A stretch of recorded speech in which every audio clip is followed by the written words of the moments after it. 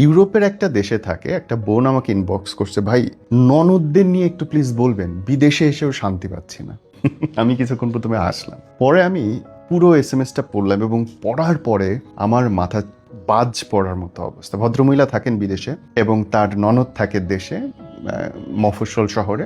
প্রত্যেক দিন ওদের টাইম অনুযায়ী, ইউরোপের টাইম অনুযায়ী তাকে ফোন করে এবং ভাইকে কান পড়া দিতে দিতে দিতে দিতে এমন একটা অবস্থায় নিয়ে যায় যে ওই ভাইটা ড্রাইভ করে যখন বাসায় ঢোকে তখন সে মনে করে যে তার বউ হচ্ছে একটা সিআইডি, তার বউ হচ্ছে একটা ওয়াসামা বিন লাদেন, তার বউ হচ্ছে সবচেয়ে বড় ক্রিমিনাল এবং পাওয়া মাত্র খুন করবে, পাওয়া মাত্র সম্পত্তি নিয়ে নেবে, এই মুহূর্তে ছেড়ে চলে যাবে।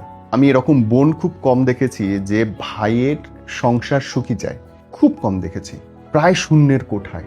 এটা বোনদের দোষ না, কিন্তু হয় কি বোন এবং মা খুব ইনসিকিউর হয়ে যায় যখন তার ভাই বা সন্তানটা বিয়ে করে। তার জীবনে একটা নারী যখন আসে তখন মা ভুলে যায় যে আমার সন্তানকে ছেড়ে দেবার সময় হয়েছে, আর বোন ভুলে যায় যে সে ছাড়াও আরও একটা নারী তার জীবনে আছে যাকে সে টেক কেয়ার করবে এবং প্রায়োরিটিতে সবচেয়ে উপরে রাখবে। এবং এই দুজনের মধ্যে তখন হেভি রকমের কনফ্লিক্ট শুরু হয়। সারাটাক্ষণ দুজনেই পুরো ভালোবাসা, পুরো মনোযোগটা চাইতে থাকে, আর সে কারণে ঝামেলাগুলো হয়। বোনটা যে খুব খারাপ চেয়ে করে তা না, নিজের কাছে ভাইটাকে রাখতে চায়, ভাইটাকে সিকিউর রাখতে চায়, হ্যাপি রাখতে চায়, এই কারণে ভাইদের মাথায় এই কুবুদ্ধিগুলো ঢুকোয়, কিন্তু আদতে সংসারটাই হয় ঝামেলা।